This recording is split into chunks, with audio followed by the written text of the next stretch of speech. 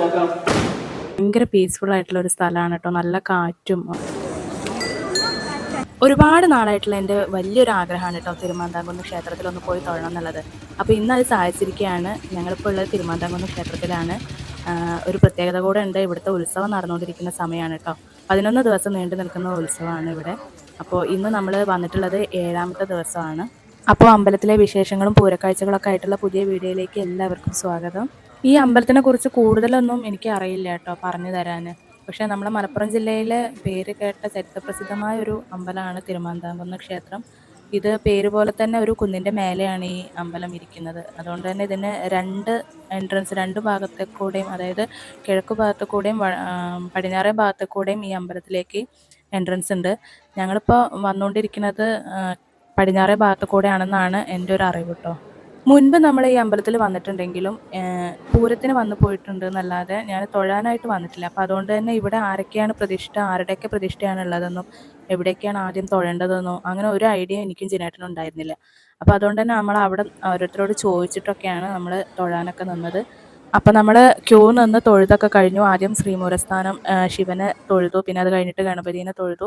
അത് കഴിഞ്ഞിട്ട് ഇപ്പോൾ ഭഗവതി ഇരിക്കുന്നത് നമ്മൾ കിഴക്കേ നടയിലാണ്. അപ്പം അങ്ങോട്ട് നമ്മൾ പോവുകയാണ്. അപ്പം നമ്മൾ കിഴക്കേ നടയിലെത്തിയപ്പം അവിടെ നെറ്റിപ്പട്ടൊക്കെ ചാർത്തി പട്ടയൊക്കെ തിന്നുകൊണ്ട് ഒരു ആന നിൽക്കുന്നുണ്ടായിരുന്നു.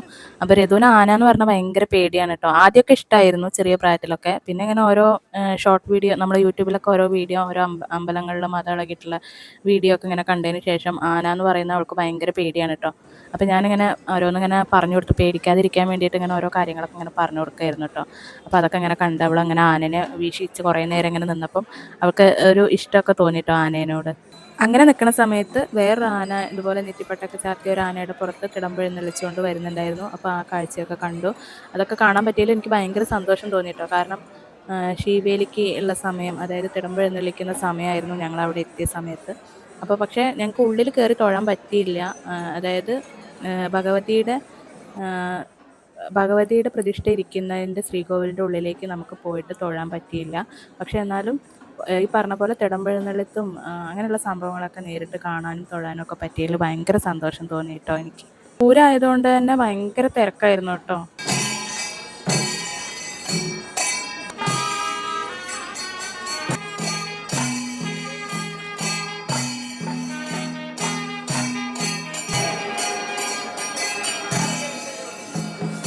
അങ്ങനെ അതൊക്കെ കഴിഞ്ഞതിന് ശേഷം നമ്മളൊന്ന് വലം വെച്ചു. അവിടെ നാഗദൈവങ്ങൾ, അതുപോലെ ബ്രഹ്മരക്ഷസിൻ്റെ ഒരു കോവിൽ, പിന്നെ ക്ഷേത്രപാലകൻ എന്ന് പറഞ്ഞിട്ടൊരു കോവിൽ, അങ്ങനെ കുറേ ഉപപ്രതിഷ്ഠകളുണ്ട് അവിടെ. അതൊക്കെ തൊഴുത് വലം വെച്ച് കഴിഞ്ഞതിന് ശേഷം നമ്മൾ വെടിക്കെട്ടൊക്കെ കണ്ടു. വെടിക്കെട്ട് കണ്ടു നിൽക്കാൻ നല്ല ഭംഗിയുണ്ട് കേട്ടോ. പക്ഷേ സൗണ്ട് കൊണ്ട് അവിടെ നമുക്ക് അടുക്കാൻ പറ്റാത്ത അത്രയും വലിയ ശബ്ദമായിരുന്നു. ഈ വെടിക്കെട്ടിനൊക്കെ ഇവിടെ എന്തൊക്കെയോ ഐതിഹ്യങ്ങളൊക്കെ ഉണ്ട് കേട്ടോ. എനിക്കതൊന്നും പറഞ്ഞു തരാൻ അറിയില്ല. അങ്ങനെ തൊഴുതൊക്കെ കഴിഞ്ഞതിന് ശേഷം ഞങ്ങൾ പടിഞ്ഞാറേ നടയിൽ കൂടെ തന്നെയാണ് കേട്ടോ ഇറങ്ങിയത്. അപ്പോൾ ഇറങ്ങി വരുമ്പോൾ തന്നെ ഇങ്ങനെ സൗജന്യ സംഭാരം കണ്ടപ്പോൾ ഒരു യദുവിന് കുടിക്കണം എന്ന് തോന്നി. അപ്പോൾ വാങ്ങിയതാണ്. നല്ല ദാഹം ഉണ്ടായിരുന്നു. പക്ഷെ നമ്മൾ ഭക്ഷണമൊന്നും കഴിക്കാതെ, രാവിലത്തെ ബ്രേക്ക്ഫാസ്റ്റ് ഒന്നും കഴിക്കാതെ കയറിയ കാരണം ഇനിയിപ്പോൾ വെറും വയറ്റിൽ സംഭാരം കുടിക്കേണ്ടെന്ന് കരുതിയിട്ട് വാങ്ങാതെ പോകുന്നതായിരുന്നു. പക്ഷേ രഘു വേണമെന്ന് പറഞ്ഞപ്പം ഇതിനായിട്ടൊരു സംഭാരമൊക്കെ പോയി വാങ്ങിക്കൊണ്ടുവന്നു. അപ്പോൾ ഒന്നേ വാങ്ങിയുള്ളൂ. ഒന്നുകൊണ്ട് ഞങ്ങൾ 3 പേരും കൂടെ ടേസ്റ്റ് നോക്കി. നല്ല ടേസ്റ്റ് ഉണ്ടായിരുന്നു കേട്ടോ. വിശന്നും ദാഹിച്ചും ചൂടൊക്കെ അല്ലേ, അപ്പോൾ വിശന്നിട്ടും ദാഹിച്ചിട്ടും ഒക്കെ ഇരിക്കുന്ന സമയത്ത് കുടിച്ചതുകൊണ്ടാണോ എന്നറിയില്ല, നല്ല ടേസ്റ്റ് ഉണ്ടായിരുന്നു സംഭാരത്തിന്. നമ്മൾ അമ്പലത്തിലേക്ക് വരുന്ന സമയത്ത് ബൈക്ക് നിർത്തി നമ്മൾ ഇറങ്ങി വന്ന സമയത്ത് തന്നെ ഈ ഷോപ്പുകളൊക്കെ കണ്ടപ്പോൾ തന്നെ രഘുവിന് ഭയങ്കര എക്സൈറ്റ്മെൻ്റ് ആയിരുന്നു കേട്ടോ. ഈ കടകളൊക്കെ കണ്ടപ്പം അതിൽ എന്തെങ്കിലുമൊക്കെ വാങ്ങാമല്ലോ, എവിടെ പോയാലും എന്തെങ്കിലുമൊക്കെ അവൾക്ക് വാങ്ങണം. അപ്പോൾ അതുപോലെ എന്തെങ്കിലുമൊക്കെ വാങ്ങി തരുമല്ലോ, അല്ലെങ്കിൽ വാങ്ങാം, എനിക്ക് ആവശ്യപ്പെടാമല്ലോ എന്നൊക്കെ ഉള്ള ഒരു സന്തോഷം ഒക്കെ ആയിരുന്നു കേട്ടോ അവളുടെ മനസ്സിൽ. അപ്പോൾ സംഭാരമൊക്കെ കുടിച്ച് കഴിഞ്ഞിട്ട് പിന്നെ വരുന്ന വഴിക്ക് അവൾ ഓരോന്ന് വാങ്ങാനൊക്കെ അങ്ങനെ ആവശ്യപ്പെട്ടു. പക്ഷേ നമ്മൾ വിശക്കണുണ്ട്, ഇനി ലേറ്റായി കഴിഞ്ഞാൽ ചായ കുടിക്കാൻ പറ്റില്ല എന്നൊക്കെ പറഞ്ഞിട്ട് നമ്മൾ ചായ ആദ്യം എന്തെങ്കിലും ബ്രേക്ക്ഫാസ്റ്റ് എന്തെങ്കിലും കഴിക്കാം, അത് കഴിഞ്ഞിട്ട് എന്തെങ്കിലും വാങ്ങാമെന്നൊക്കെ കരുതിയിട്ട് നമ്മൾ കുറച്ചൊക്കെ കടകളിലൊക്കെ അങ്ങനെ കയറി ഒക്കെ നോക്കിയതിന് ശേഷം ചായ കുടിക്കാൻ വേണ്ടിയിട്ട് പോയി. മോളുടെ കാര്യം പറഞ്ഞ പോലെ തന്നെ ഞാനും ബൈക്ക് ഇറങ്ങി വന്നപ്പോൾ ആദ്യം കണ്ടത് ഇവിടെ ഒരു ചേച്ചിയും ഏട്ടനും ഇങ്ങനെ കുറ്റിമുല്ലത്തൈയും ജമന്തിത്തൈയും മുന്തിരിത്തൈയും ഒക്കെ ഇങ്ങനെ വിൽക്കുന്നതാണ് കേട്ടോ. അപ്പോൾ അതിൽ കുറ്റിമുല്ല കണ്ടപ്പോൾ തന്നെ എൻ്റെ മനസ്സ് നിറഞ്ഞു. അപ്പോൾ ഞാൻ എന്തായാലും തൊഴുത് വരുമ്പം കുറ്റിമുല്ലത്തൈ വാങ്ങണം എന്ന് മനസ്സിലുറപ്പിച്ചിട്ടാണ് കേട്ടോ തൊഴാൻ പോയത്. അപ്പോൾ അത് ഞാനൊരു 4 എണ്ണം വാങ്ങി.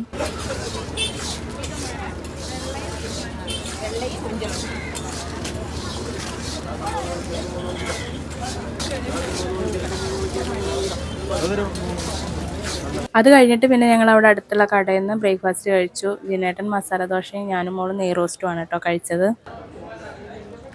കഴിച്ച് കഴിഞ്ഞ ഉടനെ തന്നെ പിന്നെ രഘുവിന് എന്തെങ്കിലും വാങ്ങണം എന്നുള്ള വാശിയായിട്ടോ. അതിന് കുറുമ്പൊക്കെ കാണിക്കാൻ തുടങ്ങി. അപ്പോൾ പിന്നെ എന്തെങ്കിലും ഒന്ന് വാങ്ങിക്കൊടുക്കാമെന്ന് കരുതിയിട്ട് അവൾക്ക് എന്തെങ്കിലും വാങ്ങാൻ വേണ്ടി നമ്മൾ ഷോപ്പിൽ പോയി കഴിഞ്ഞാൽ കുറേ സമയം പിടിക്കും കേട്ടോ. കുറേ തിരയണം. അവൾക്ക് എന്നല്ല, എനിക്കായാലും എന്തെങ്കിലും വാങ്ങണമെങ്കിലൊക്കെ കുറേ സമയം സ്പെൻഡ് ചെയ്യേണ്ടി വരും. അപ്പോൾ അതുപോലെ അവൾക്ക് കുറേ സമയം നടന്ന് നോക്കിയിട്ട് ലാസ്റ്റ് ക്ലേ ആണ് കേട്ടോ അവൾ വാങ്ങിയത്. അത് കഴിഞ്ഞ് ഞങ്ങളിപ്പോൾ ഉള്ളത് അമ്പലത്തിൻ്റെ കിഴക്കേ നടയിലാണ് കേട്ടോ.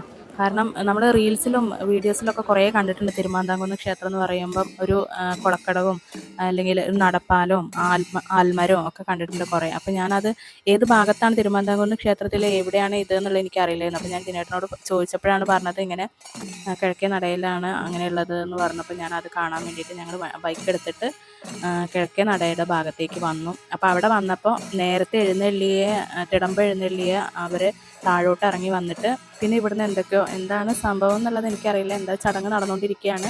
എന്നിട്ട് പിന്നെ 2 ആനപ്പുറത്ത് ഇതുപോലെ ശിവനെയും ഭഗവതിയെയും തിടമ്പ് എഴുന്നള്ളിച്ച് മേലേക്ക് പോകുന്ന ഒരു കാഴ്ചയാണ് കേട്ടോ ഇവിടെ നടന്നുകൊണ്ടിരിക്കുന്നത്. അപ്പോൾ അതൊക്കെ ഈ ഭാഗത്തേക്ക് വന്നതുകൊണ്ട് തന്നെ കുളവും കാൽപ്പടവും ഒക്കെ കാണാൻ വേണ്ടിയിട്ട്, ആ പാലമൊക്കെ കാണാൻ വേണ്ടിയിട്ട് ഇങ്ങോട്ട് വന്നുകൊണ്ട് ഈ ഒരു കാഴ്ചയൊക്കെ കാണാൻ പറ്റി. അതിൽ ഭയങ്കര സന്തോഷം തോന്നി കേട്ടോ.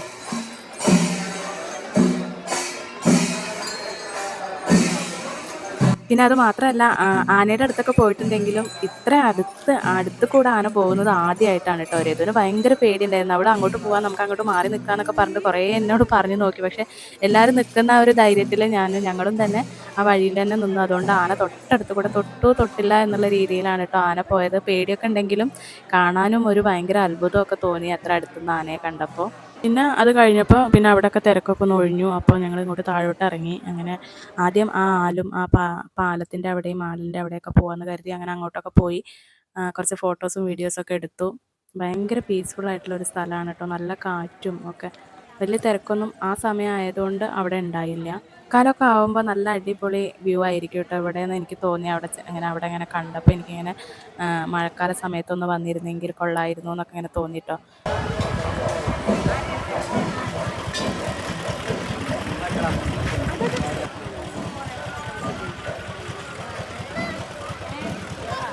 പിന്നെ വെറുതെ കുളത്തിലേക്കൊക്കെ ഒന്ന് ഇറങ്ങി നോക്കി. അങ്ങനെ കുറച്ചധികം സമയം നമ്മൾ ഈ കുളത്തിൻ്റെ അവിടെയൊക്കെ ആയിട്ട്, കുളമാണോ തോടാണോ എന്താണെന്ന് എനിക്ക് പുഴയാണോ ഒന്നും അറിയില്ല കേട്ടോ. എന്തായാലും കുറച്ചധികം സമയം നമ്മൾ അവിടെ സ്പെൻഡ് ചെയ്തു കേട്ടോ. അവിടെ ഇങ്ങനെ കാറ്റൊക്കെ കൊണ്ട് ഇങ്ങനെ നിൽക്കാൻ ഭയങ്കര സുഖമായിട്ട് തോന്നി. അപ്പോൾ കുറേ നേരം അവിടെ നിന്നു.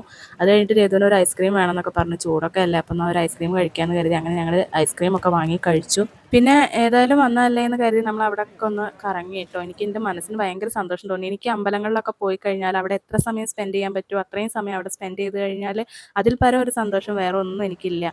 കഴിഞ്ഞപ്പോൾ രേതുവിന് കുളത്തിലൊന്ന് ഇറങ്ങണം എന്ന് പറഞ്ഞു. അപ്പോൾ പിന്നെ കുളത്തിലൊക്കെ ഒന്ന് പോയി. അവിടെ ഈ പറഞ്ഞ പോലെ കാലൊക്കെ ഒന്ന് നനച്ചപ്പോൾ ഭയങ്കര സുഖം തോന്നി കേട്ടോ. ചൂട് ഭയങ്കരമായിട്ട് ഇരിക്കുന്ന സമയമല്ലേ, അത് കൂടെ പൂരമൊക്കെ ആകുമ്പം ആളുകളും തിരക്കും ബഹളമൊക്കെ ആയിട്ട് ഭയങ്കര ഉഷ്ണമായിരുന്നു കേട്ടോ.